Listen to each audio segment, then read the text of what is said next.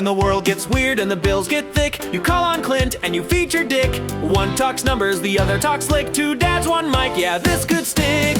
Clint's crunching figures, straight to the point.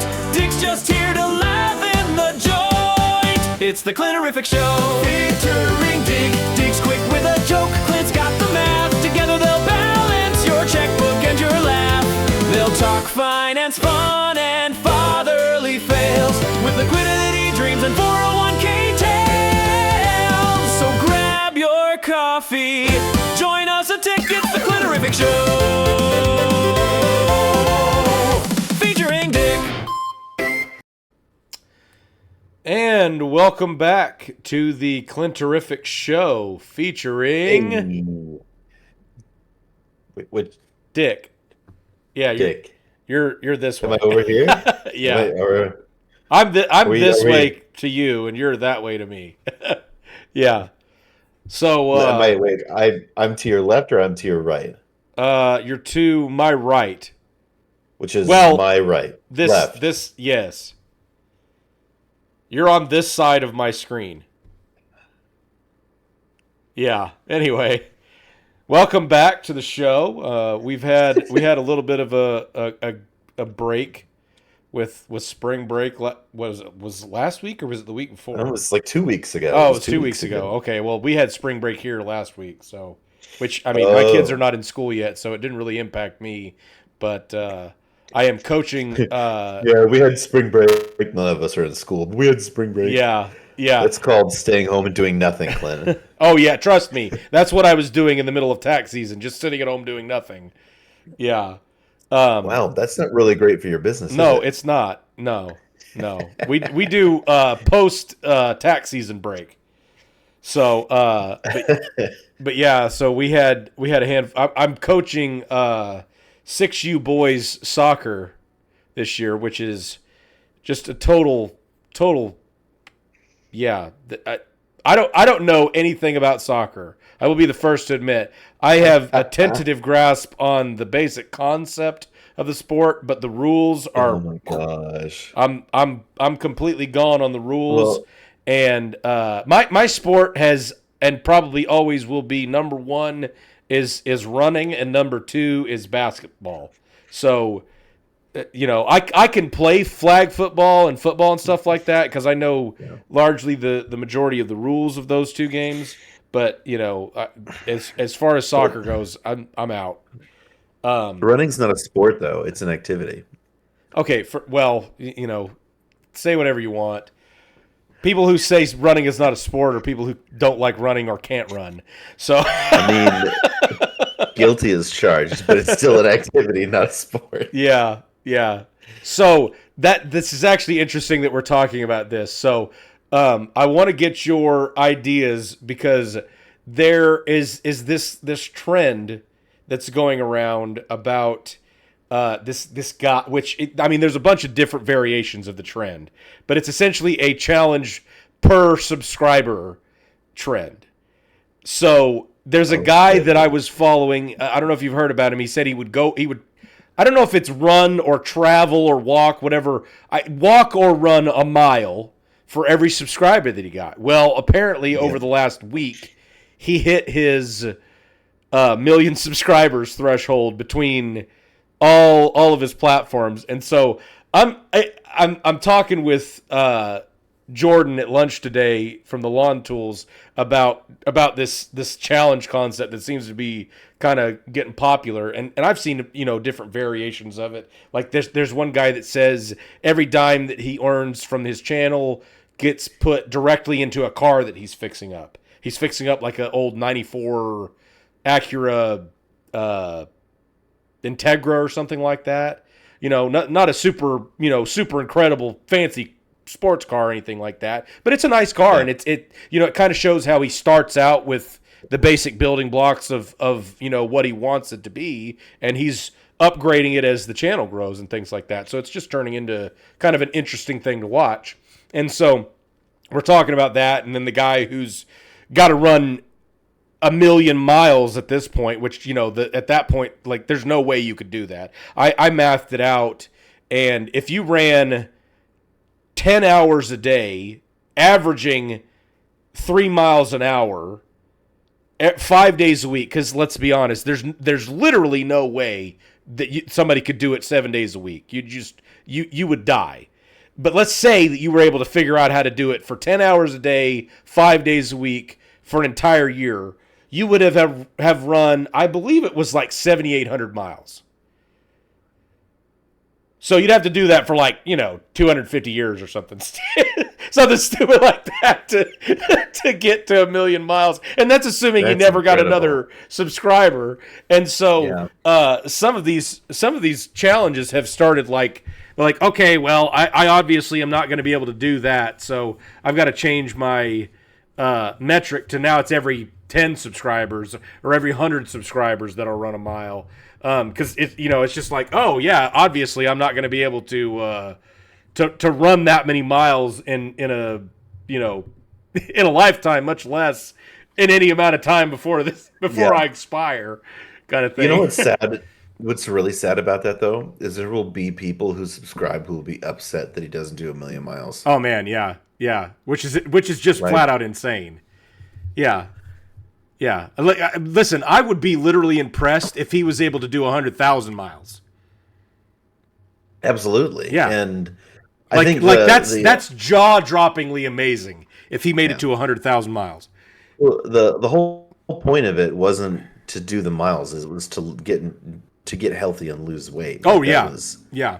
Because I think I saw a reel or something on this guy was doing like early, before I stopped. Yes, yeah. And the guy's lost it's quite a bit. I think it was like 80 pounds last time I checked since he started doing good for it. him. Yeah. Good for so him. obviously, yeah, incredible. And so I was going to talk to you about it. So I was trying to come up with some different challenges for us. And I thought what we could do is do tiered challenges. Uh-oh. So we will do here's what I'm thinking. We will start out with health exercises per subscriber. So every week we will do 1 push-up for every subscriber that we have. Yikes. So, we're at what, 14 subscribers or something like that now. So if we get up to let's say that we do it till 100, because I want to be honest with myself. I don't know if it's possible for me to do more than 100 push-ups in a day. I know it's not for me. Yeah. So let's say that we stop. So we'll do a push-up for every subscriber that we get up to 100, and that's the first tier. The next tier is for every after we get to 100 subscribers, every 10 likes that we get on a video that week, I will invest $1 into the S&P 500, just a random index fund. Interesting. And we'll do that until 50,000 subscribers. You're gonna have to write all. Hopefully this by out. that point, yeah, that's what I was saying. I was like, well, we're gonna have to write some of this stuff down, because the problem is absolutely. okay, if we had 50,000 subscribers and we get 50,000 likes in a week, I'm gonna have to figure out how to come up with $50,000 to put in an index fund that week. Yeah, I'm gonna have to go refinance my house to put down a deposit on my loan to invest. Yeah. You're gonna screw yourself over there. Or hard. Or am I just setting myself up for a very lucrative retirement? I mean, yeah, that'd be great. Obviously. Yeah. Oh man. So I want you to think about it, and we're going to try to come up with some tiers for the next few weeks. But I think I'm willing to agree to 1 push-up for every subscriber that we have until we hit 100 subscribers. I'll do it. You don't have to if you don't want to, but I'm going to commit to that. Wait. So let me get this straight. Every week, Yes, we'll do as many push-ups as subscribers we've gained. correct. We have to do them Okay. maybe during the podcast. All right. I'm game. I'm game. All right. Well, we I will. can do 2 or 3 push-ups in a row. Yeah, exactly. So, so yeah, we'll iron out the details and we'll post them in a short video sometime this week, and then starting next week we will hit the ground running with our push-up challenge and come up with a couple other challenges to do as we go. I was trying to keep it like in the realm of like, okay, personal finance, health, fatherhood, things like that. And so, I'm trying to come up with something that correlates with fatherhood in some capacity, but I haven't really been able to land on anything. So if anybody has any suggestions, drop a comment and we're more than open to, Yes, please look into comment, that. please. Follower. Please comment. all 12 of you or 13 of you. Yep. Yeah. So as a father, that kind of leads me into the topic of discussion for today. So, Oh my gosh. yeah. So as a father and also as a accountant and somebody who likes to research and understand the implications of decisions made by businesses and things like that. Some people may have seen this video. The video seems to be getting a little bit of popularity on my channel, but my wife made a video. I'm sure a lot of people have heard about this horrible situation with Hyundai and the 2-year-old that died in this accident. Do you know the specifics of what happened there? The only thing I heard was they were parked and the child was playing around in the back seat. Yes. I don't remember hearing about how the seat got activated or what, but like So, in a lot of newer, higher end trim levels on a lot of vehicles, they have the automatic collapsing seats that like fold down flat in the SUVs, so you can have extra storage space for the 2 and 3 row SUVs. In the 2026, so the vehicle that was part of this horrible incident was a 2026 Hyundai Palisade calligraphy trim, which is the highest end trim that you can get.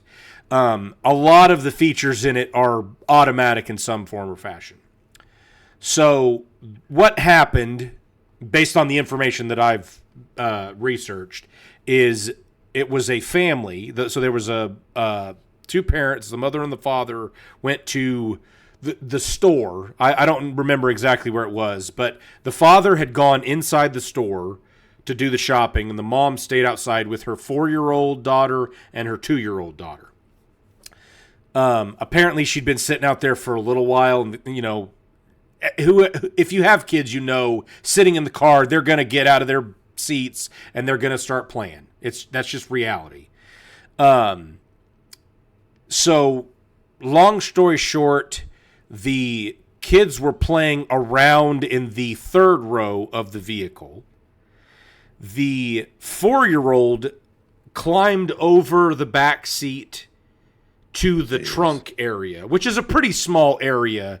Even in a in these smaller these bigger mid-sized SUVs, there's not a lot of room to play around back there. But in the process of climbing over the back seat, they bumped, kicked, elbowed. I can't remember exactly what it was, but bumped this automatic seat button that causes the seats to fold flat. Well, the 2-year-old was laying in the seat, so the seat folds down.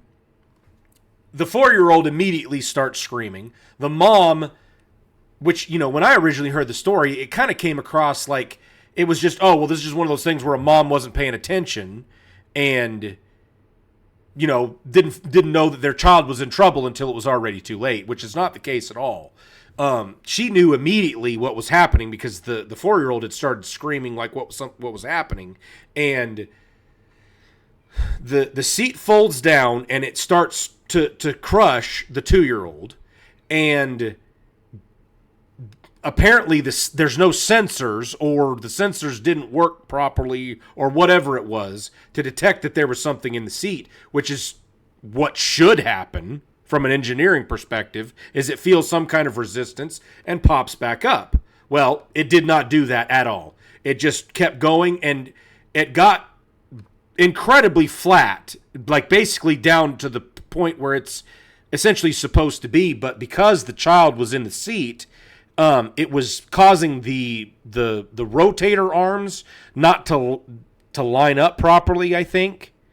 And so the mom is screaming at the top of her lungs and in the back of the vehicle, just mashing on the button to get the seat to go back up.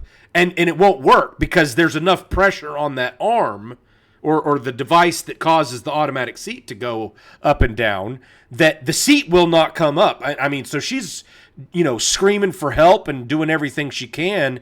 And I don't think it necessarily crushed the child, but it did. I do believe it broke a few ribs, but it suffocated her because they were unable to get the child out from under the seat in time. Once they finally were able to get the seat up, the child had suffocated, which, it's a heartbreaking story. And, I hate that something like that happened. And there's not a doubt in my mind that that was not intentionally engineered that way by the car manufacturer. But the reality of the situation is they have to put safeguards in place when they have something like that, because there's no way in my mind you could convince me that there should not have been some kind of manual release on that seat to just pull a lever and let the seat pop up, or even if it was just loose, to be able to pull it up manually yourself. It's incredible to me that she would have been aware and watching this happen, trying to help her child out, and been unable to get the seats to come back up. I cannot imagine a worse situation. And so, all that to be said, we'd been seeing a lot of stuff about this in the news over the past, however long it's been. It's not been very long, maybe a week and a half, 2 weeks.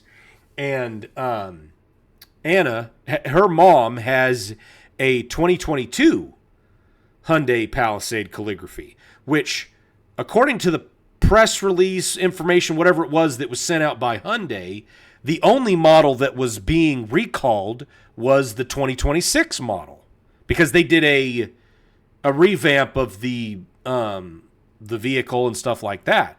Well, Anna opens up the back seat and puts a case of water, which it's like the bottled plastic water bottles like our Zarka and Nestle and all those. It was in the plastic wrap still, sets it in the seat and pushes the button. And I could not believe, she gasps in the video. I could not believe my eyes that it folds down and folds flat as can be. And I'm like, I mean, I don't know definitively the amount of resistance that a 2 or 3 year old would create on a chair that's going down like that, but I would assume that it's probably not far off from a case of water that's that big. And I would have assumed that it should have been that the sensor, if there was one, would be sensitive enough to say, hey, there's something significant that I'm mashing into this seat here. Push the thing back up. And so it squashed it flat. And so Anna posts a video about it on TikTok and on her Facebook and Instagram, and it went nuts. Like, we went down to my grandma's house for her 87th birthday on Saturday afternoon, and while we were driving down, she's literally just refreshing on TikTok, and it was about like 200,000 or 300,000 views every 5 to 10 minutes for a while. And obviously the biggest reason she was posting this video was to get awareness out, which apparently it's turned into kind of a trend that a couple of other people have posted videos with their vehicles that have automatic seats.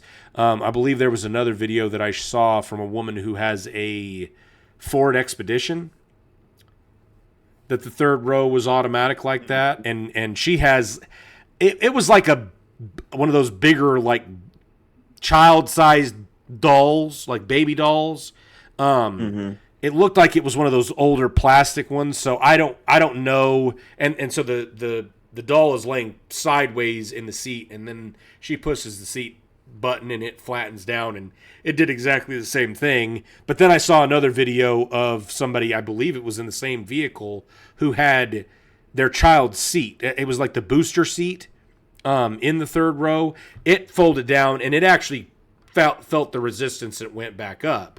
So I don't know if it was, maybe just a glitch and it didn't detect something with the first one or what. But, whatever the situation is, when these car manufacturers are building these vehicles with automatic features, there needs to be some significant checks and balances to make sure that situations like that, while obviously incredibly rare and circumstantial, should not be something you have to worry about, So I saw that, and I just could not believe that it's almost like we're kind of programmed as a society to believe that the individual was the one at fault when something like that happens. It's like, well, I don't know. Did you ever hear about the woman who had the coffee burns from McDonald's? Yes, and I did actually watch some other reporting on it. Like, everyone wants to say, "Oh yeah, what an idiot!" It's hot coffee. Of course, it's hot coffee, but no one does enough research to find out that particular location had been cited multiple times for having their coffee too hot. Way too hot. Way too hot. Yeah. Like, she didn't just burn her lap a little bit. Oh yeah. Her skin melted off. It was second and third degree burns from a liquid, which is insane. Skin grafts. Yeah. Skin grafts. Yep. And the lawyer, like McDonald's lawyers, castigated her in such a negative light that I think she barely got enough money to cover her medical costs. Yeah. Yeah, that was what it was even more insane, was that they made it sound like she got this huge settlement and she barely broke even. Yeah, and so now, after 4 years of having her name dragged through the mud like she was the dumbest person alive. Right. Man, I'm trying to remember whose video I watched about that. It was really good, though. And so now in our cultural zeitgeist, there's this, like, this idea that you're some kind of schlub. Yeah. If something like that happens. This woman, yeah. Right, yeah. So. Yeah, which, and I don't know if you saw the same thing I did. I believe I watched a documentary about the and she was an older lady. I believe she was in her 60s, I want to say. I thought she was older than that. She might have been, but yeah, like she takes the hot coffee in the cup, and I think the lid was not secured properly. And she said it, which who doesn't do this, and especially at that time, because not all cars had great cup holders and things like that. So you set it between your legs and you do the coffee and the cream and the sugar and all that stuff. And when she set it down, the lid popped off and it just spilled all over her legs and just scalded her. And that's just like, there's no reason that a beverage should be that hot. I think it was like 220 degrees. No. So I just Googled it real quick. Oh, okay. The Stella Liebeck, or Liebeck, whatever. Okay. She was 79. Okay. And the coffee was 180 to 190 degrees Fahrenheit. Oh, okay. So it wasn't quite as hot as I thought it was. No. I mean, it's still that's hot enough. Hot. Yeah. Some common misconceptions. They were in a parked car. They weren't driving, so it wasn't like she was trying to open hot coffee while driving. No, they Yeah. were parked. Right. She opened the lid to put in cream and sugar. Okay.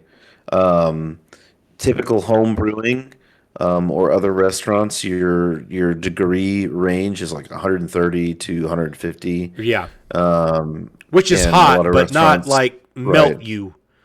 Yeah, and some of the restaurants will even go up to as high as 160. So you're looking at 20 to 30 degrees hotter at this McDonald's Uh huh. than what is normal.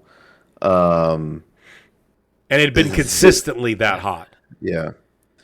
So the case is often mischaracterized as frivolous, but evidence showed that McDonald's was aware of the danger and had rejected a settlement offer of $20,000 and $225,000 prior to trial. So she tried to settle out of court, and they didn't want to settle at all. Which is foolish on their part because then it goes on their Yeah, record. right. Yeah. So yeah, good times. Yeah. But yeah, so so that was one of the things that I wanted to talk about from a business perspective, because last week we talked about the Big Short, and the implications of all these big banks and insurance companies and all the damage that they did to the United States economy in 2007 to 2009. And so the question that I want to discuss today, and I really do want to know your thoughts on this coming from a non-accounting and finance perspective. What would a business have to do too much damage to their reputation to survive? Because it is apparent to me, based on how things have occurred over the last 20 years of me being basically considered an adult, that there's some businesses that it does not, like McDonald's. People were siding with McDonald's on against that old woman who burned her legs, and that like, if you found out the specifics of what happened, there's no way you would side with McDonald's on that. They were the Yeah, monster. yeah. you know I think we talked about this, and I can't remember if it was on the podcast or if it was just a discussion we were having, but McDonald's is another great example when with their ice cream machine. They destroyed the manufacturer of that ice cream machine's reputation because of their employees lying all the time about how broken that machine was. And so if I'm looking for an ice cream machine, I can tell you right now, until I found out this information, there ain't no way in hell I would ever buy from that Yeah, company because they're broken all the time. right. Which that's enormous amounts of damage to that business's reputation. And there's nothing they can do about it, even though their product was fine. So the So question what that was I'm the putting question? forth to you is there an example of a business that you're aware of? And I looked to see if there was anything that I could think of where a business, a corporation, an entity, whatever you want to call it, took steps that were so beyond egregious that you believe that they should have failed, and it's amazing that they did not. Uh, you know, um, off the top of my head, I can't really think of um, a particular company that's done something like that. What I'd say is what I think should happen. I think that um, I think too many companies don't treat their customers like intelligent adults most of the Yep. time. Yep. But then like all companies do that to an extent. And it kind of pisses me off. You know, and to an extent, I understand what you're saying. I used to be one of those, well, you know, the business has to do what the customer wants because the customer is always right. I do That's not believe true. that mentality is not always correct. Customers can be idiots. Oh, absolutely. But Absolutely, but I still think that whether or not your customer is or is not an idiot, okay, whether or not they know what they want, as what Steve Jobs would say, like, you yeah, don't know what you want, I will tell you what you want. exactly. Even that I'm okay with as long as I'm still getting something of value for my Yep. money. Yep. I don't Like if I'm disagree. getting something, if I'm getting something that is worth the money, it's worth me investing in it and using this thing. Does it improve my life? Then okay. Like I'm willing to tolerate quite a lot for that. You Yep. know, obviously we are subject to all kinds of stupid marketing campaigns. Oh, yeah. Yeah.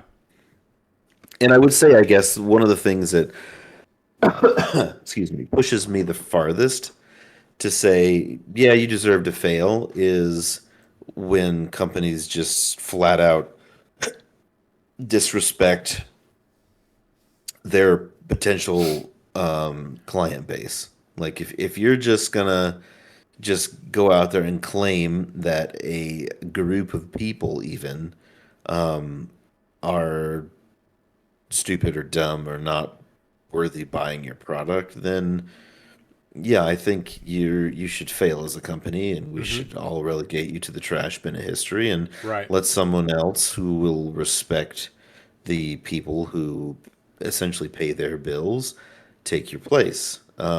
It's one of the things I like about the free market economy is, you know, people get, I think, way too emotionally invested in a particular their favorite whatever it is company Yeah. and they will buy from them no matter what because they're emotionally invested. Almost like if I don't like, it's like you identify with them. Like Yeah. why? I'm part of this Why do you camp. identify?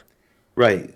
I Yeah. mean, we all do it. Like I have a brand of shoes that I buy that I'm slowly been replacing all of my old shoes Oh, with okay. shoes only from this company.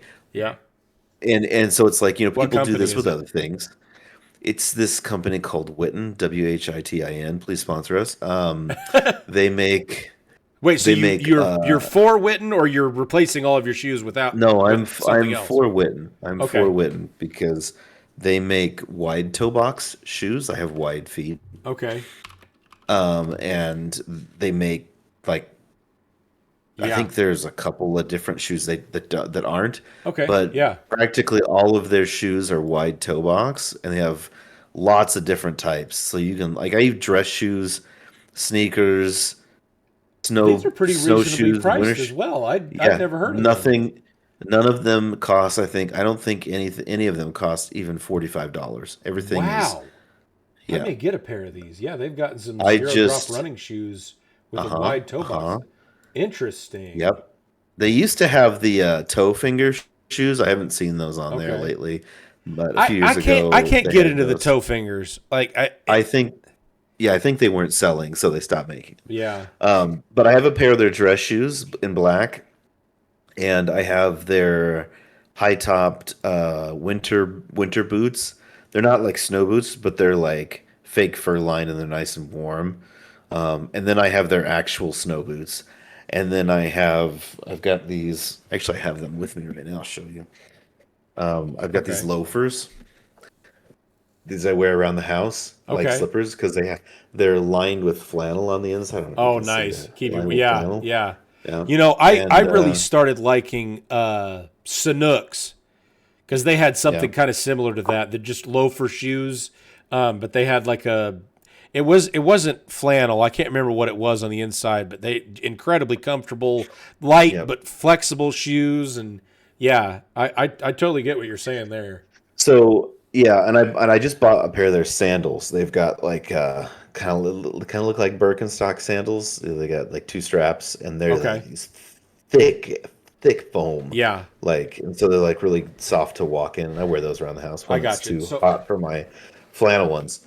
But I originally got into them because I was replacing. I was lifting weights in powerlifting shoes, and if you've ever seen powerlifting shoes, they have a heel, yeah, and it's intentional. yeah, And to give you a little bit of shock absorption on your heels rather than just all of it going into your knees. right, and so like I wanted to get to because it just wasn't. I didn't like the feel of them, and they Right. really squeezed my foot. And I started doing some reading and stuff on like doing, a lot of people would like squat and stuff barefoot. Like they felt like they was better. Their allowed their feet to spread, so they had more contact. Yeah, And I was like, I don't want to, like, I don't like being barefoot so much in the gym. yeah. So I found Witten, and I got it's like a mesh zero drop flat like wide toe box pair of shoes. I've had them for 4 years, and I Oh still wow, lift in them every day. And nice. it's not like I'm sitting around doing nothing. I weight lift in these shoes. Yeah, The heel is starting to wear a little bit on the inside. Other than that, they're perfectly fine. nice. Yeah, So, no, I and I then actually I just started started doing adding more. research into shoes over the last I don't know 2 years, and I Yeah. was looking into the concept of barefoot running. Problem Mhm. is, I'm I just can't risk as a father of a 5-year-old and a 4-year-old not being able to walk because I step on something and have a piece of glass or Right. razor wire or whatever go into my foot. And I live in Northwest Arkansas. There's junk like that everywhere. So I started researching shoes, and I got these Topo. They're wide. They're the wide toe box as well, Mhm. which I love the shoes. They're comfortable. They're lightweight. I mean, I would argue for a running and walking shoe, exercise shoe, that they Yeah. are reasonably priced. Mhm. But I started doing running in them, and the problem I have with the running aspect, my foot shifts forward just a little bit because I'm used to running with like I've always been a fairly big fan of Mizuno's. So whenever I buy running Mhm. shoes, I would get Mizuno's. Well, they have the traditional toe box, and so when you get used to running like that, and you have Mhm. largely grip around your whole foot, and then you go from that Yeah. to it's mostly just around the arch of your foot. Mhm. That it just feels weird, and so it took me a long time to really get used to it. But once I got used to it, it didn't feel too bad. But it was just there was a pretty steep learning curve, because I'm going to be 40 this year. I've been running since I was 15 years old, and just makes a huge difference. Yeah. But yeah, so I totally understand what you're talking about from a perspective of like I identify with this camp of a business, but what I'm more so talking about is I'm going to use Walmart as an example. So Okay. I live in Northwest Arkansas. Walmart is a huge part Institution. Yeah. of everything here. I mean, Yeah. it's there is I can walk to at least 5 parks that were completely paid for by Walmart or Tyson Foods or JB Hunt. There's just some big corporations in Northwest Arkansas, and so like Walmart, for example, they did a pretty big campaign a while back. I don't know if you ever had one up there, because one of the benefits to living in Northwest Arkansas is they do experimental stores and things like that in our area as a rollout, and Okay. then do them to the greater United States area. Uh, And did you ever hear or see a Walmart Express? I want to say I had, but So they were essentially a knockoff of a Dollar General. They were designed to be a very small 5 to 10 man crew Walmart. They had essentials like a Dollar General or a Dollar Tree would. Well, the entire campaign around these Walmart Expresses, yeah, from people that I talked to that worked at Walmart, was designed around competing with Dollar General. interesting. Well, which obviously from a business model perspective, it makes sense. You know, they have the means to do so. They've already filled up every bigger city in the United States, so now they're going to switch their model to try to target the smaller cities. Well, what happened was they went extremely fast on building all these Walmart Expresses. Well, the problem was the competition that they killed was not Dollar General, because the people that were shopping at Dollar General didn't want to shop at Walmart anyway. That's why they were shopping at Dollar General. Exactly. But what they did kill was about every other mom and pop business that did still exist until that point, which it was around 2013, 2014, I think, when they started like their real big push for all the Walmart Expresses. And a lot of them turned into a Walmart neighborhood market. And things like that. So anyway, knowing what I knew about that, I changed my shopping patterns. Sure. I shop at Walmart less because they designed a business model, whether it was intentional or not, to target and destroy a lot of mom and pop small businesses that were still in business up until that point. Now, I don't believe they were intentionally targeting them, but it was one of those, we just ended up getting a different benefit than what we intended by targeting Dollar General and Dollar Tree. And so, from my perspective, I was okay moving on from Walmart as much as I possibly could. Walmart is a necessary evil in Northwest Arkansas. You're not really going to be able to get away from it, but as much as I could, I tried to. And so, from that perspective, that decision, that process, that marketing campaign, that targeting campaign, whatever you want to call that, that put a permanent stain on Walmart's name in my perspective. I feel like I get it. I understand it from a business perspective. But it was just one of those things. Did you really need to take out those mom and pop businesses? Or was it just you did it because you could, you know? Right.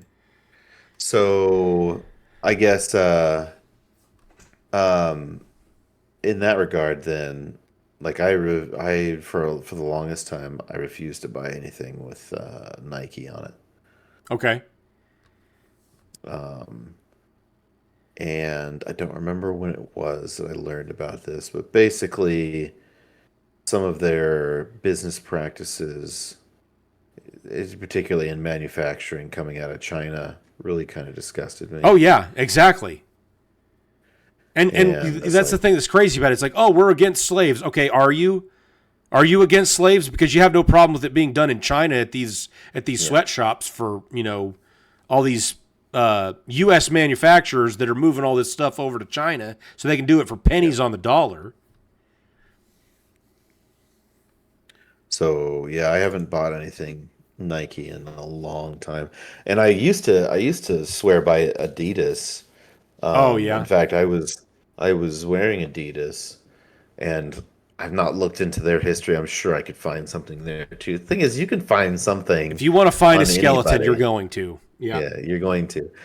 So I was wearing Adidas until I tried my first pair of Wittens, and then I just like the problem with it was, and sorry, not trying to glaze all over this company the whole time, but once I got used to them, wearing anything else literally hurts my feet.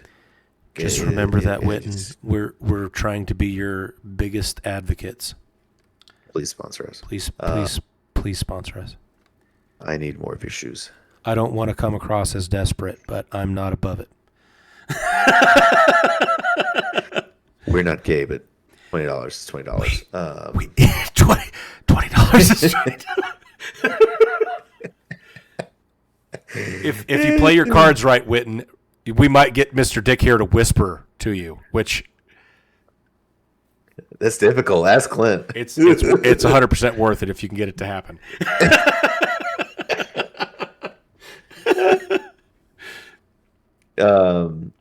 Yeah, and I get it. Like, people find a product they like and they want to stick with it and they want it to, whatever. But like, I don't know. I guess a lot of it to me is like, is the company doing something? Are they doing something that's highly unethical? Yeah. Like actively, or are they treating me like I'm an idiot? Like, those two things, I think after that, like a company deserves to fail.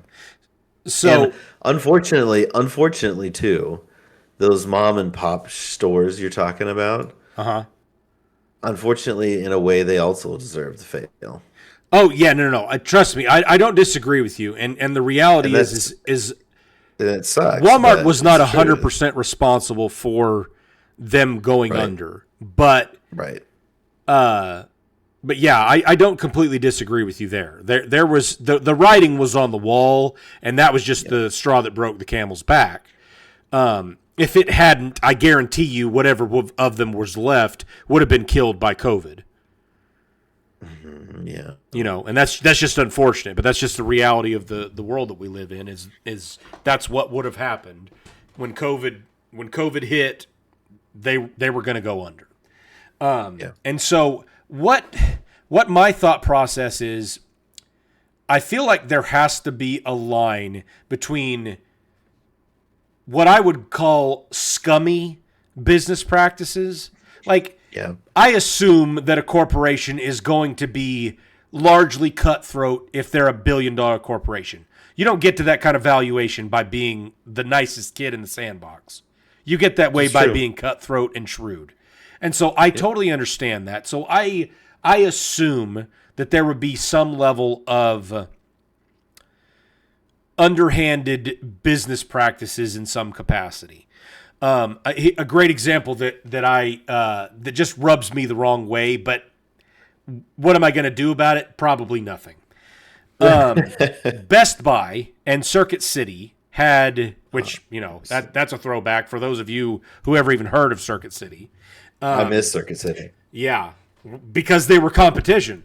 So right. Best Buy and Circuit City used to actually compete with each other for electronics. Yeah. What they did was they created a price match guarantee. Walmart did it for a while too. So what they did was they would say, okay, I want to buy a PlayStation 2 because that's what was for sale at that time. Okay, well, Circuit City is doing a promotion this week or month or, Christmas sale or whatever. And they're selling the PlayStation 2 for $150, which is $50 off of the normal price. Okay, well, if I took that promotion, whatever it was, whether it was a print off from their website or, a snippet from a magazine, which for our younger viewers, a magazine is it's a lot of paper that has pictures on it that tells you what products are. We used to have to look through those to find things to buy. Amazon wasn't a thing. Them? Yeah, you had to flip pages. What you wanted? You circled them.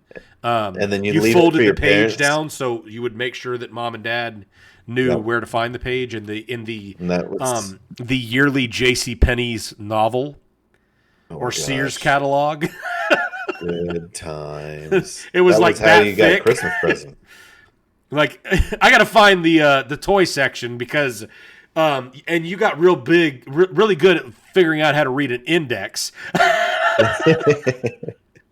But oh my goodness. But yeah, so So what they would do is, I've got a PlayStation 2 sale at Circuit City. I'd rather buy it at Best Buy because I like Best Buy. They're blue and yellow, and I like blue and yellow better than red. So I would go over to Best Buy and show them the magazine or whatever, and they're like, okay, yeah, we'll match that.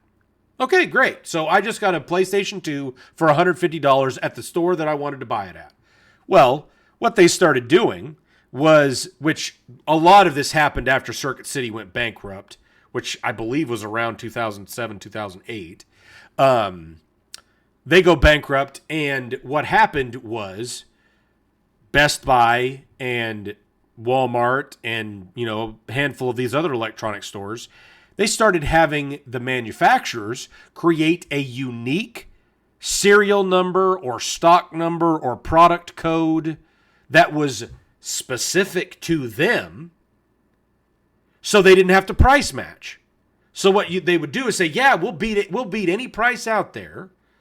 And so, okay, I've got a Sony 55-inch plasma TV, and Walmart has it for $450, and you're selling it for $600. Well, you said you price match.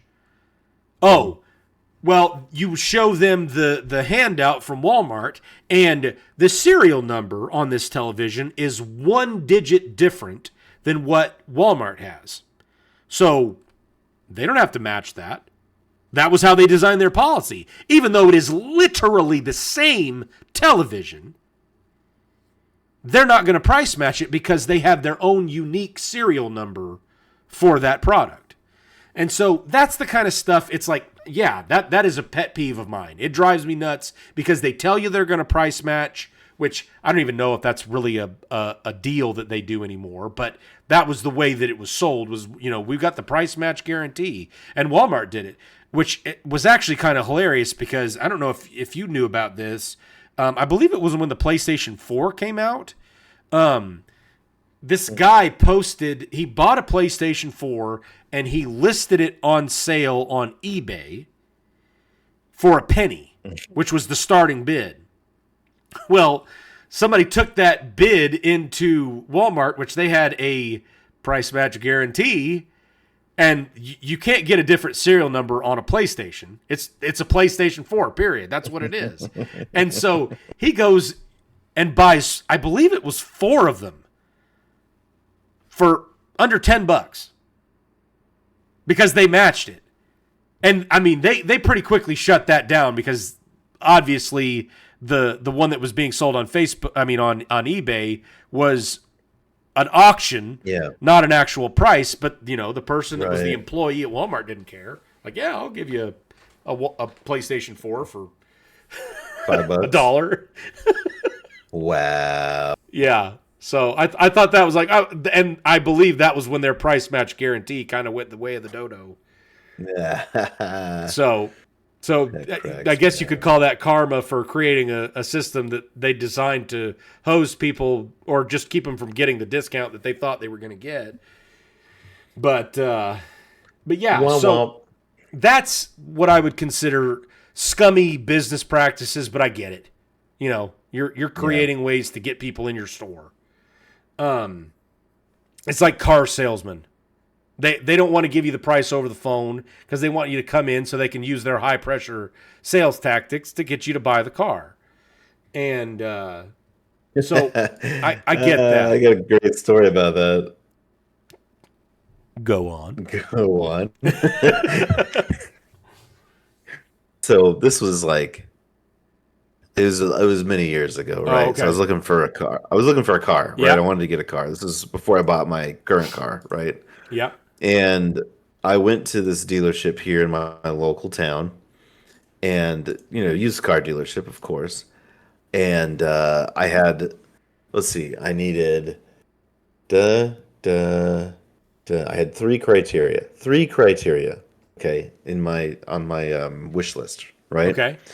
And I was just, my dad and I, dropped into the lot there, and we're just looking around, looking at some of the cars.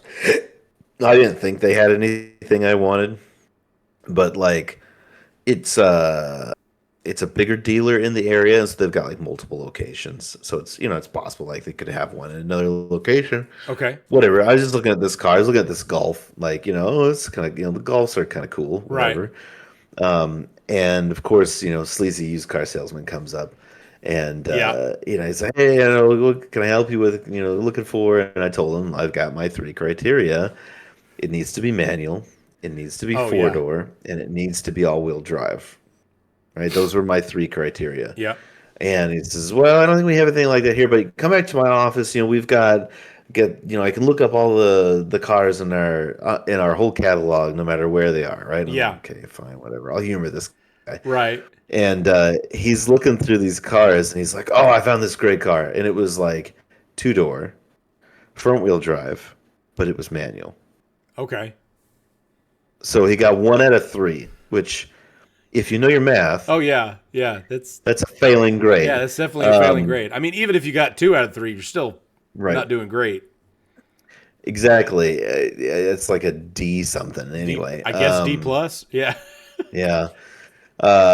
So he's trying to sell me on this car. It's like a Honda Civic, VTEC Honda Civic or something like that. And Oh yeah. Yeah. Honda. I mean, good Honda car. was not on my radar. Yeah. Yeah. A good car. But I mean, yeah. maybe. I don't know. Honda just doesn't interest me at all. Yeah. They don't have anything I'm interested in. To be honest. Honda has a problem with horsepower for some reason. Yeah, they don't like it. They don't want to get up past like 250. Yeah, it's stupid. So yeah, he's trying to sell me on this car because I'm a young guy. I was young at the time. Oh yeah. Yeah. And he thought he was gonna, woo me over on this car, this hot car. This guy's like older. I can see from the pictures in his office, like he's got teenage girls or whatever. I'm like, I'd rather ride one of them than this car. But hey, Wow. so he tries his best line. This is when his you were a best line teenager, is- right? No. No. Wow. I'm sure they were 18. Anyway, Yeah. he tells me this car is so great that if you don't buy it, I think I will. Wow. Yep. He pulled out all the stops on that one.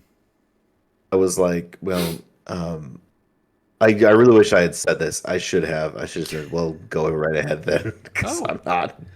That makes things easier for me Well, because I that- really don't want this. Yeah.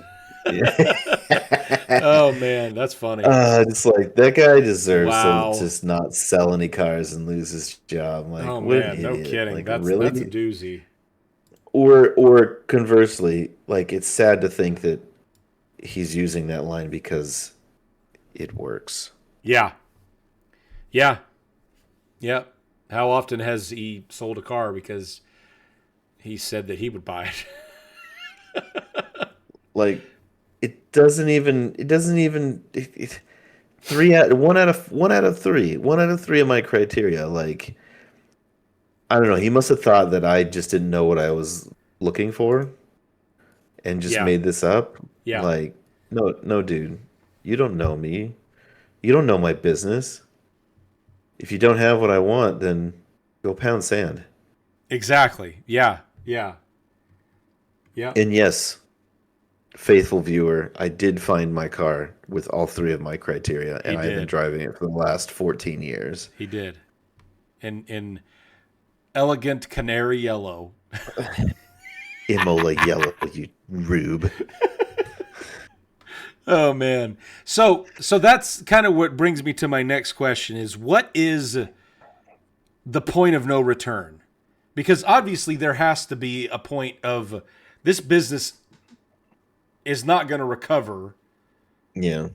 But I did some research on some companies that are still alive today that largely based on the information that I found, I would have assumed that they would have taken a significant hit in business because of it, and they don't seem to have. Well, okay. Well, give us some examples, and we'll kind of figure out from these examples. So the what our big one that criteria jumps is. out at me first is Equifax. Have you heard of them in any capacity? So I'm fairly positive Number cruncher Yes. guy. It is a credit monitoring company. So like Oh, they're you know basically what? like That they track and help you improve your credit score in some capacity. Yes, that was freecreditreport.com. yeah. Oh man, those were See, some of they the did a greatest good commercials of job. all They did a time. good They job. did. They did. They were excellent. So in 2017, Equifax had a Excuse me. significant cybersecurity failure. Oh man. So what happened was there was attackers that exploited an unpatched server vulnerability, extracting sensitive personal identifying information, which Right. from a credit bureau, you've got everything in there. Yeah, Social that's security numbers, addresses, holy names, date of crap. birth, all that stuff. Holy crap. 148 million individuals had their information compromised. Holy crap. Now, keep in mind that Equifax is still I don't know if they're publicly traded. Let me find out.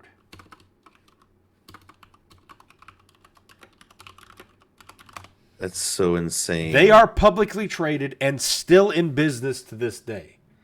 So I'm going to turn on this was so I believe this happened around August of 2017. So get this.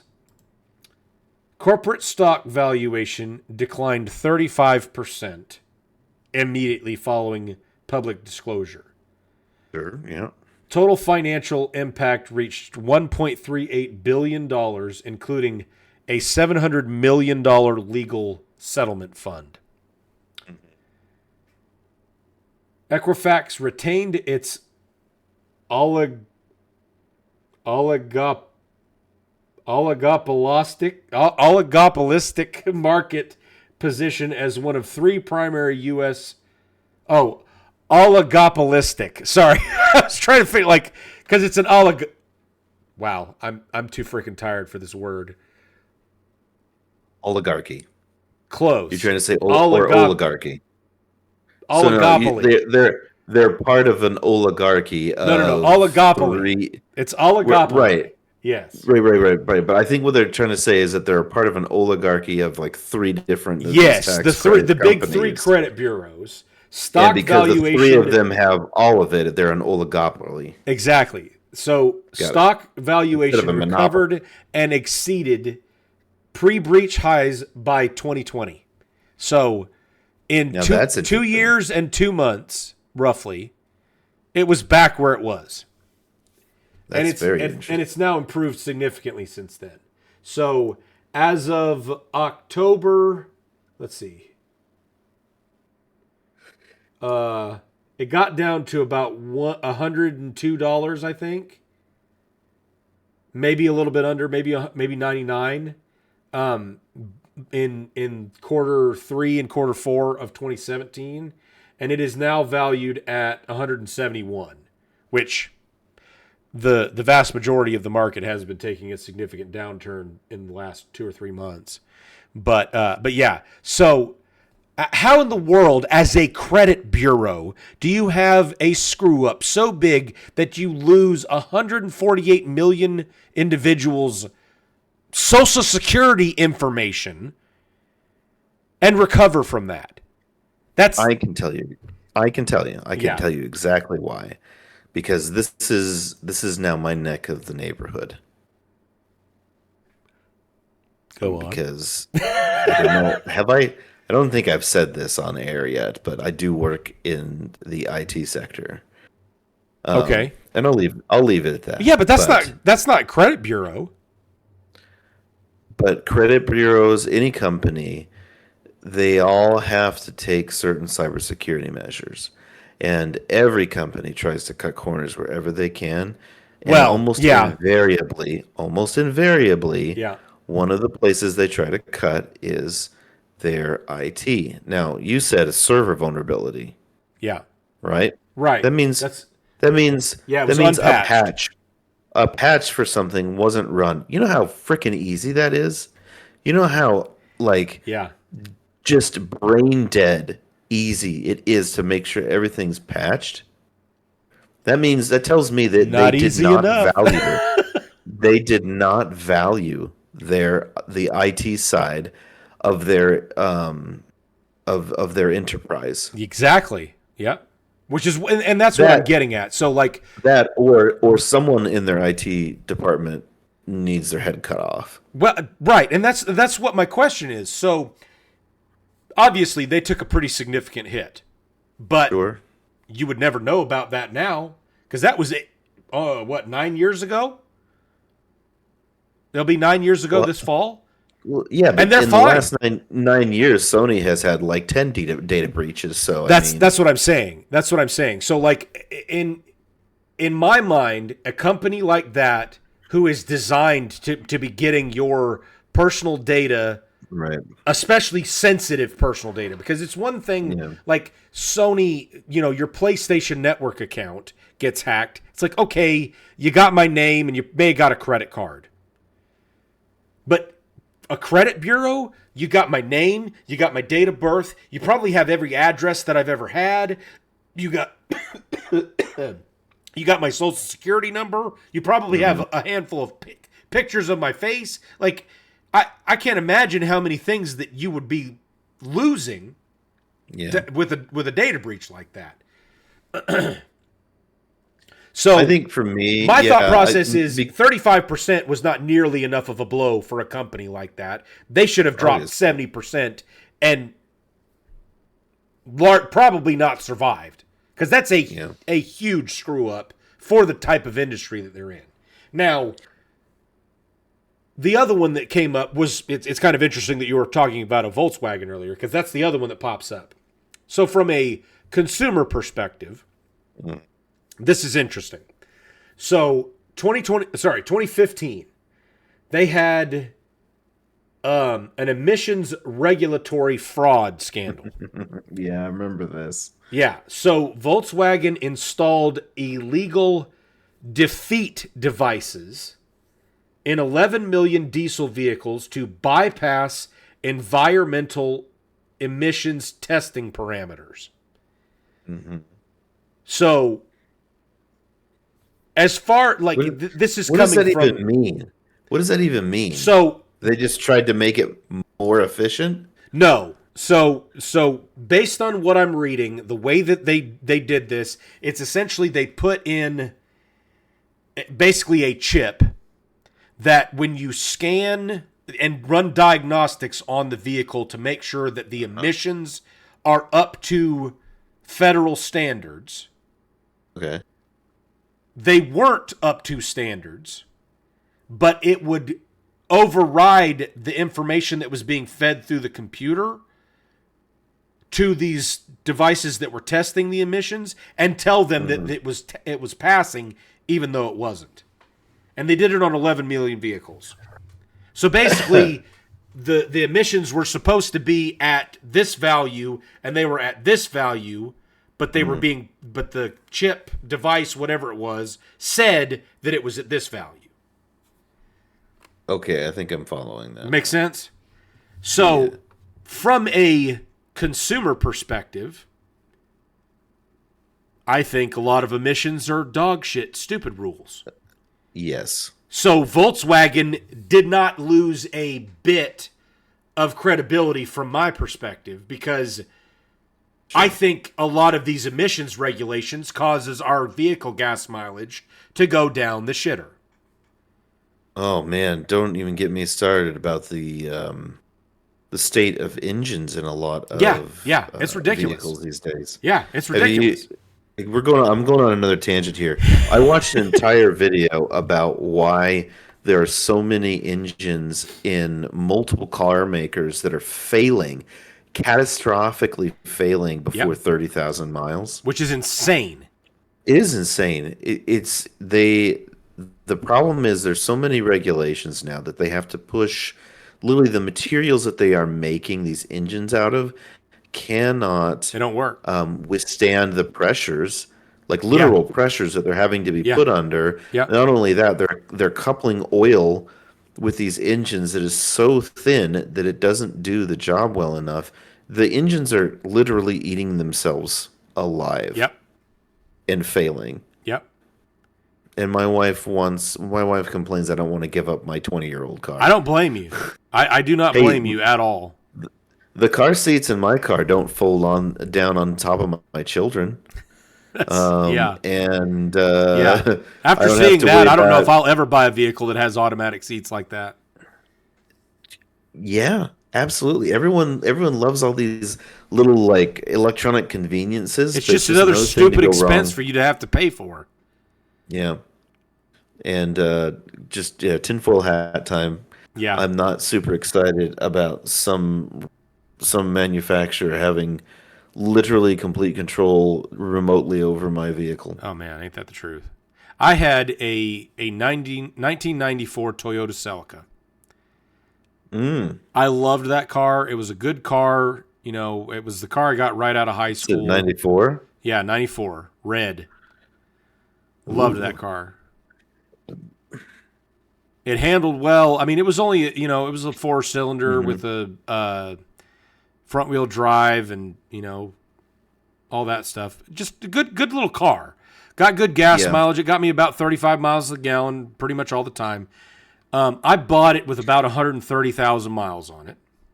I got it up to about 170,000 miles. It jumped time. Say that again? It jumped time. So the timing belt broke. Well, Toyota, being the incredibly well thought out engineers that they are, made it was like from 1986 or 1985, something like that, up until like 2003. I think I'm not 100% positive exactly when this happened, but it was about that length of time. It was called a free spin motor. So if your timing belt ever did break, it didn't ruin the motor. You just had to put a new timing belt on. So instead of me having to spend $3,000 at that time, I just which I was working at an auto shop at that point, had my boss help me install a new timing belt, $400, and it ran like new. I loved that car. If I could take that kind of car and convert it to something that existed now, I would 100% do that. But there's nothing that's even close to that now. Which, I mean, obviously, as a parent and a father, you know, they don't make them like they used to. Yeah, like I couldn't get my kids in the back seat of that thing.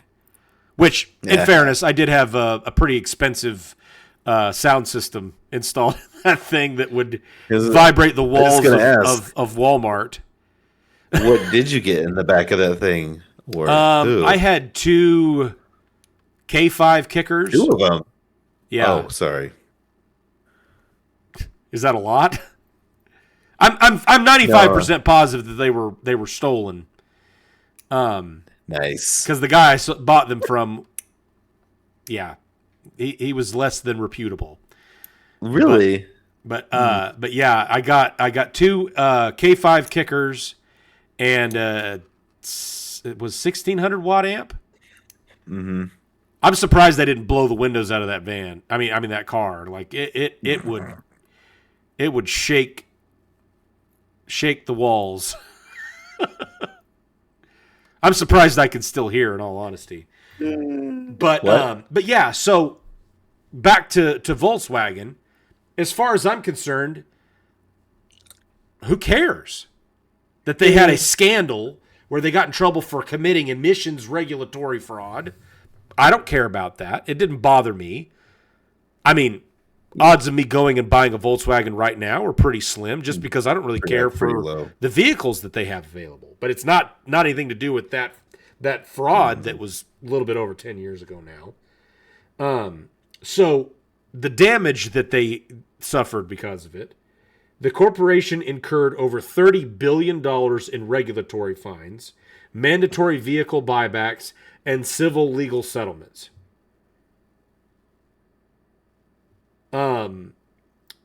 Despite immediate global regulatory action and negative press cycles, which is just coming from mainstream media saying that it was a problem, which, who cares? Like I said, I'm fairly positive that most people's little lawnmowers that run off of gas are putting out more emissions than those Volkswagens were in their entire life. Seriously.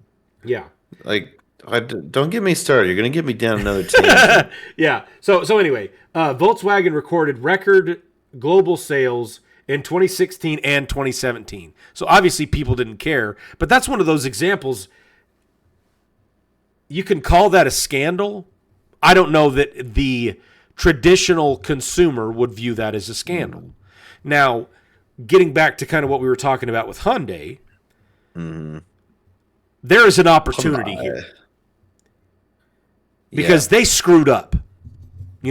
They can say whatever they want. They made a big screw up with the manufacturing of that vehicle.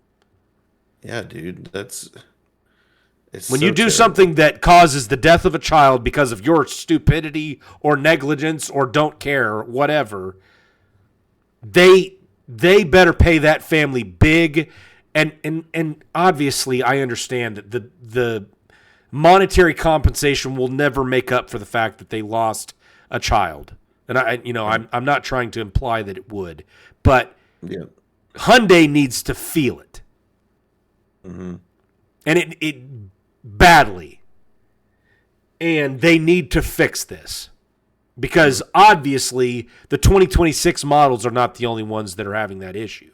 And so from a consumer perspective, getting back, to kind of what we're talking about with Volkswagen, the emissions thing, whatever. The fact that vehicle could potentially crush my child, you're not getting by with that. Gosh, that's a no-go. Yeah. That is a hard no. Yeah. So, it's one of those things. I just, I think that as consumers, we obviously we don't have the ability to choose exactly where we want to buy something every time, because most of the time it's going to be very specific places that you even have access to get that item, the vehicle, whatever it is that you're wanting to buy. But why the internet's so important. Exactly. To where this information that before the advent of YouTube and TikTok and Facebook could have just been swept under the rug and blamed on that poor mother who had to watch her child suffocate while trying to break her out of this chair. Horrible, horrible. Have her painted as the villain in this situation. Like she was foolish for not paying attention to her children more, or she shouldn't have let him play in the car, or she shouldn't have done X, Y, and Z. That's insane. Yeah, people who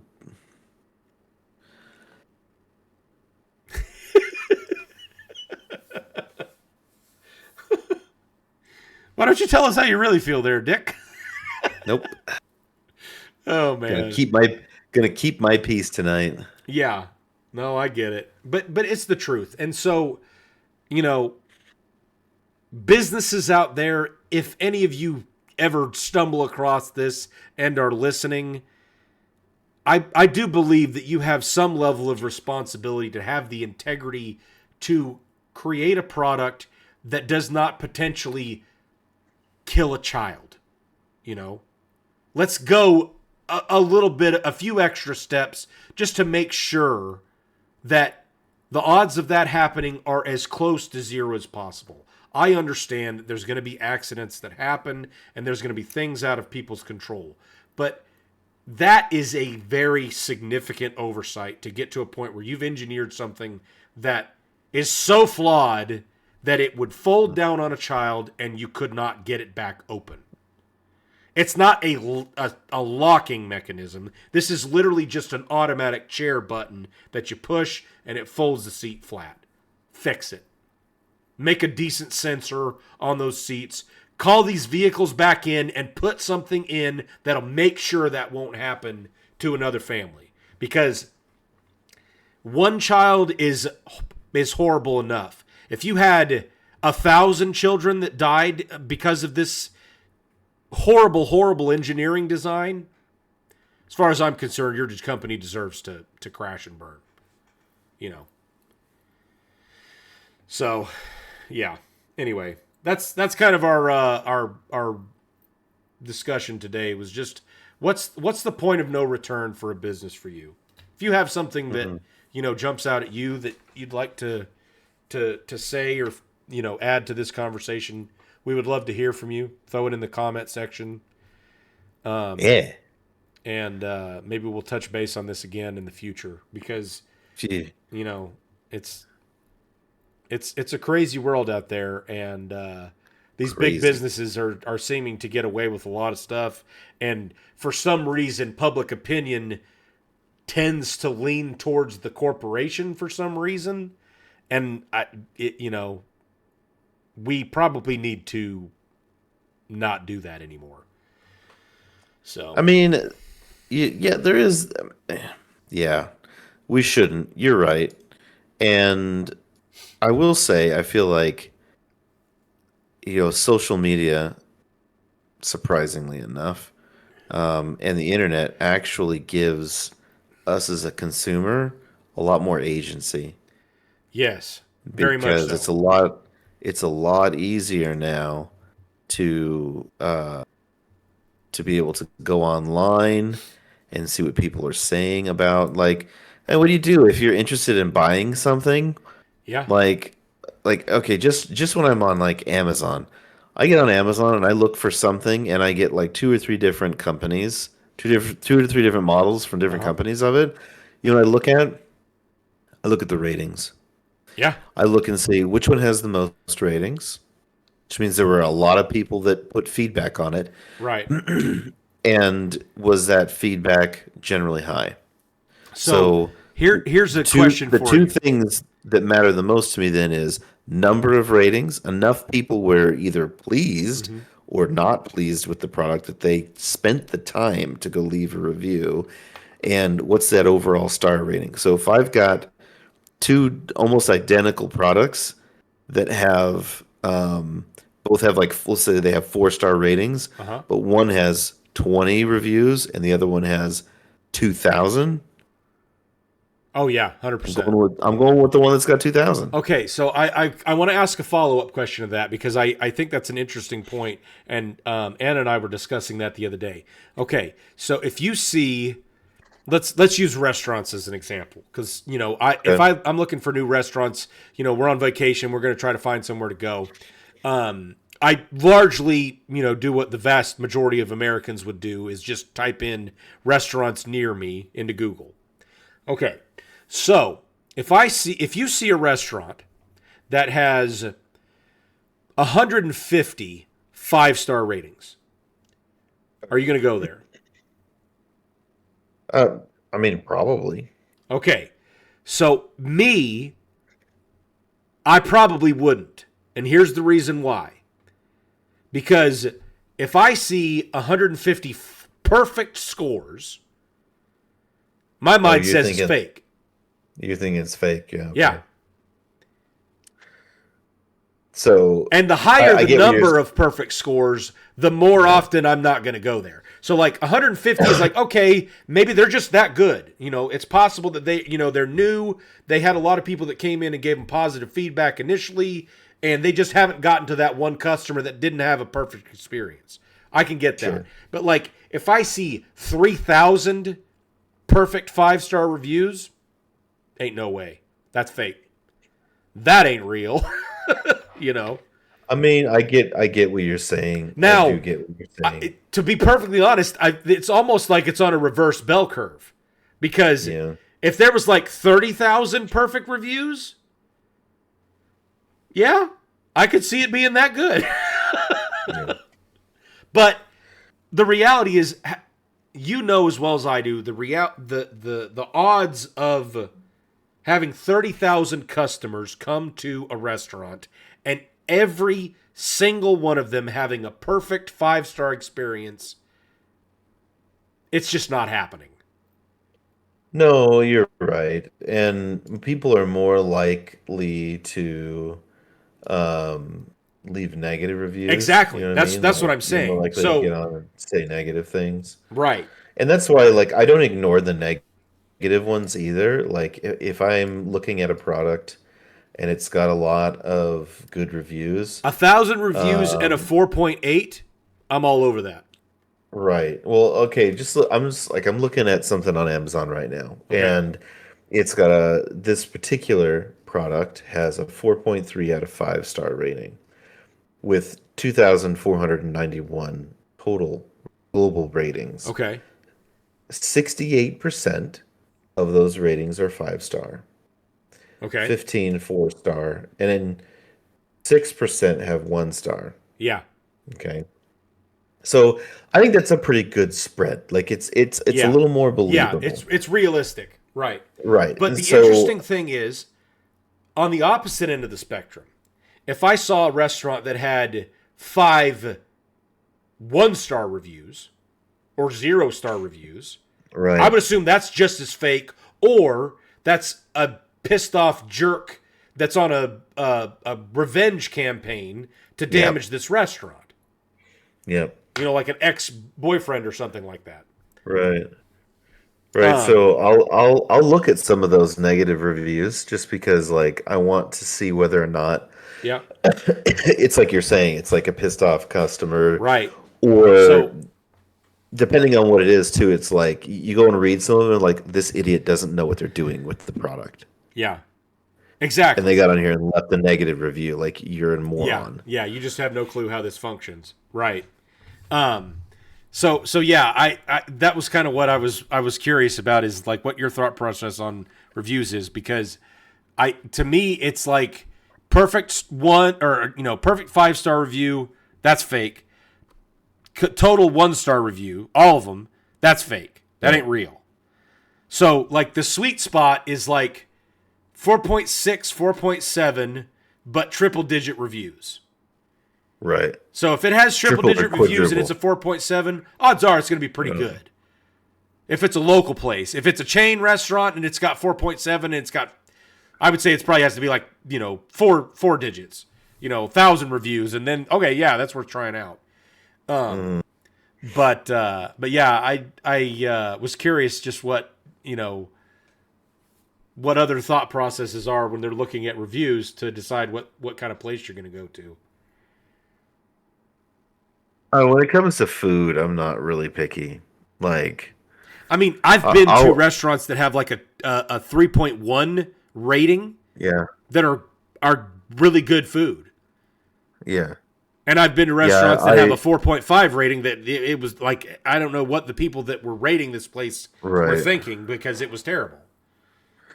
I guess what matters to me the most is like is when I walk in. There are two things. Two things I want to see when I go into a restaurant. Cockroaches? Okay. No, that's one of the things I don't want to see.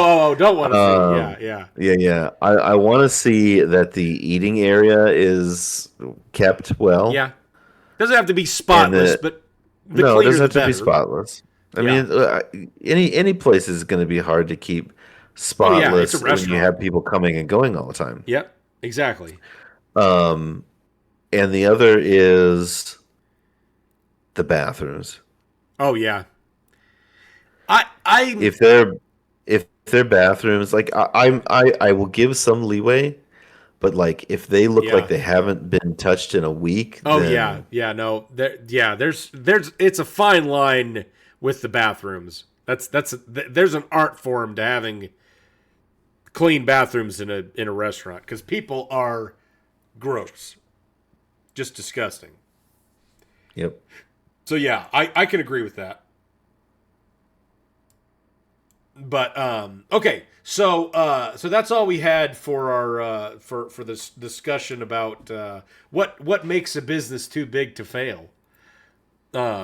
Because obviously there is a metric of. I hate that term. Yeah, no, I do too. I think that Especially free after market capitalism 2008. should let them crash and burn. But Yes. at a certain point, there has to be something so significant. Like if, let's use Hyundai as the example here again. If Hyundai comes out and says, yeah, this was just a stupid mom and she made the worst decision ever and she should have been watching her kids and we're not going to do anything to take care of this, Let them burn. Yeah. Okay. Never buying a Hyundai again, Nope. And I, as far as I'm concerned, I would go on a campaign to tell everybody how much of a garbage company they were. It's the same thing with Farm Bureau. Don't buy Farm Bureau insurance. They are garbage. I hate them. I had the worst experience possible with them, and if they have a problem with that, they can come find me. You can't argue facts. Next week, we're going to talk about Clint's libel suit with Farm Bureau. Yeah. Or is it slander? It's not slander if it's not if it's true. I had a horrible experience with them. Okay, that's somewhat subjective, but I can see where that could pass. Yeah. They have contracts designed to create loopholes that will hose you on your insurance. So, yeah. Yikes. I'm sure all insurance companies probably have some of these loopholes, but yeah. So anyway, that brings us to our next big segment, which is Going Deep with Dick.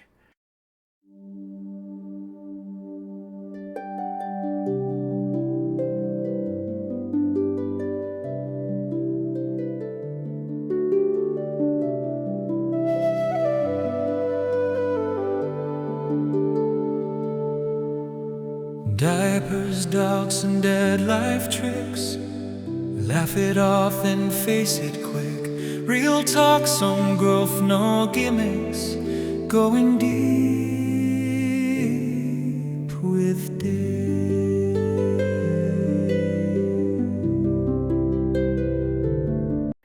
So, what do you have for us this week, Dick? I think Dick's gone deep enough tonight.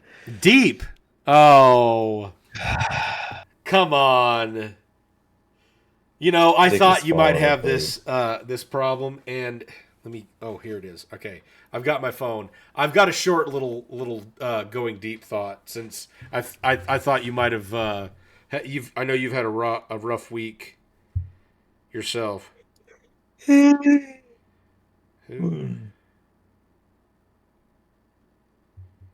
Okay.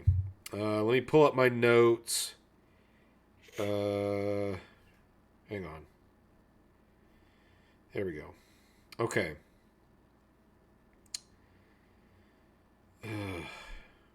Where?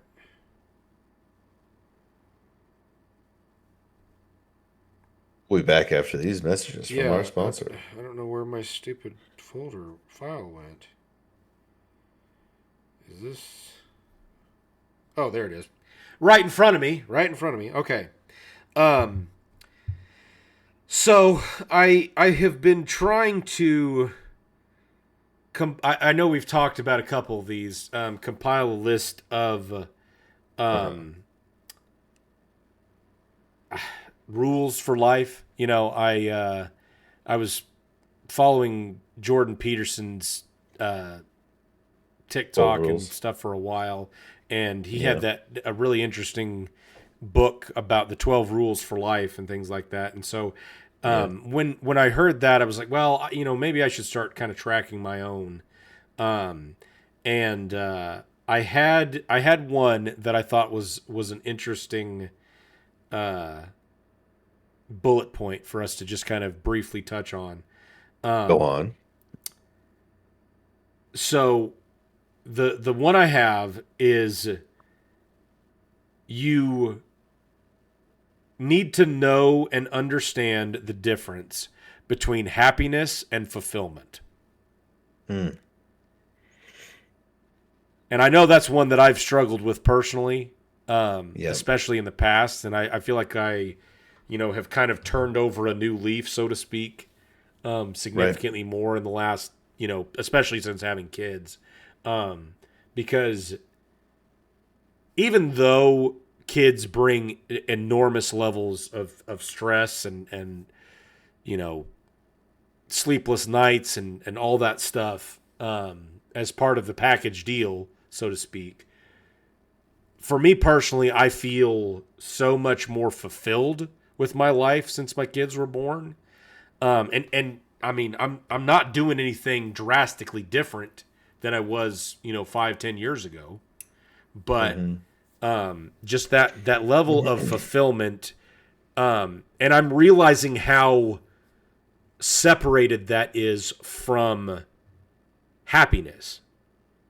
Now, not saying that they can't be connected in some way, but just fulfillment is not dependent upon happiness to happen.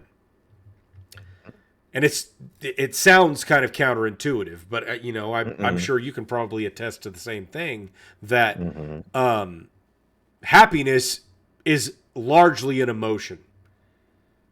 It can be fleeting. Yeah, it's very much an emotion. So I can be angry one minute and happy the next and sad the next and whatever. That does not change the fact that fulfillment in life adds a level of background happiness / joy that doesn't really go away.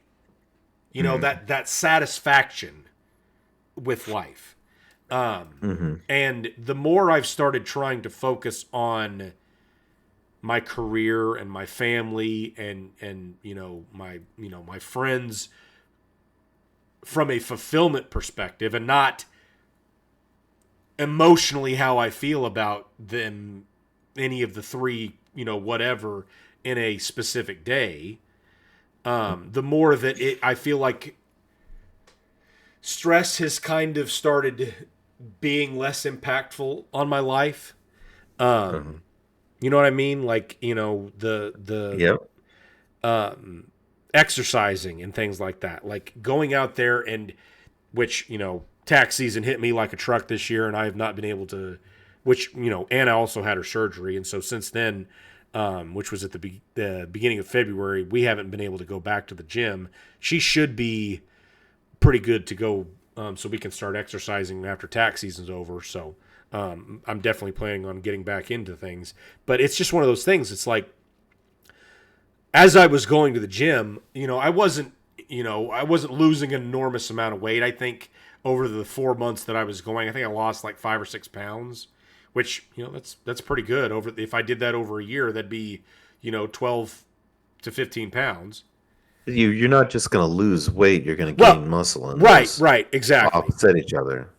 Well, and that's one of the things. Yeah, no, I agree with you, and that's one of the things. It's interesting because I'm not trying to toot my own horn here. I think we talked about this a few episodes ago, where we were talking about like the general frailty of the male population anymore, and somebody said something, and they were like, "Oh, well, could you carry carry 70 pounds somewhere or something like that?" And I was like, "Well, my son weighs about 40 pounds and my daughter weighs about 32. I can carry them both at the same time." And I mean, like obviously a child carrying a child or two children is not the same as carrying dead weight of, like, let's say a bag of cement or something like that. Which would be easier than carrying a small child. Right, exactly, because the cement's not kicking you in the balls while you're carrying it. They're licking your face or something. Yeah, exactly. And so, just from that perspective, and just a short little note to kind of wrap up our episode today is don't chase happiness. Don't chase, feelings and emotions and things like that. Chase fulfillment. Do what gives you the experience of fulfillment, because feeling is not what you should be chasing. Feelings come and go. Right. So, I I guess think this week it's going deep with Clint. yeah, with Clint. I think the idea of like being happy is it's the affluent society's version of um, um, drug addiction. Yeah, Like yeah. it's a you're Dopamine. they're looking for that dopamine, Yeah. Which and is funny that how often dopamine is directly responsible for happiness. yeah, the way I like to think of it is I don't like. Yeah, it's nice to be happy, and I'm happy from time to time.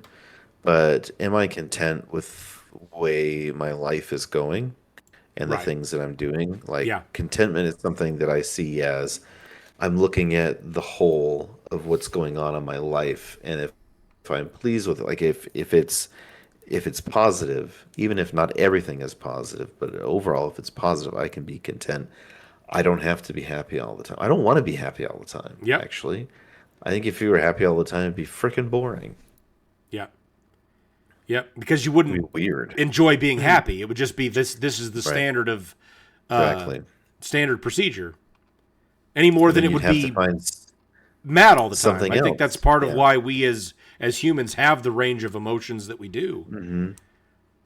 to make the sad times less bad and the happy times more Right. happy and the mad times less mad. And that's coming from the angry mad kid. So Angry mad kid. yeah. Good stuff. Oh man. Well, that's all we've got for this week, folks. So Dun, dun, so yeah, dun. we are we're moving towards our next episode, which I'm hoping for it to be our episode where we dive into the specifics of the Bernie Madoff scandal. So Dick and I were discussing this a little bit off podcast last week, something like that, and I learned some very fascinating information about our buddy Bernie. So Our buddy Bernie. yeah, so we may be diving into that one in the next episode or a couple more episodes, depending on I how can fast I can hardly get this wait. information put together. Yeah.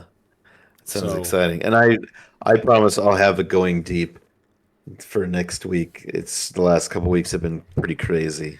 yeah, So yeah, I things have been know rough for me everyone as well with loves tax season. So everyone loves going deep with Dick, and do. I've been letting you guys down. they do. It's They been real don't. They don't shallow like keeping lately. it shallow with Clint. Really.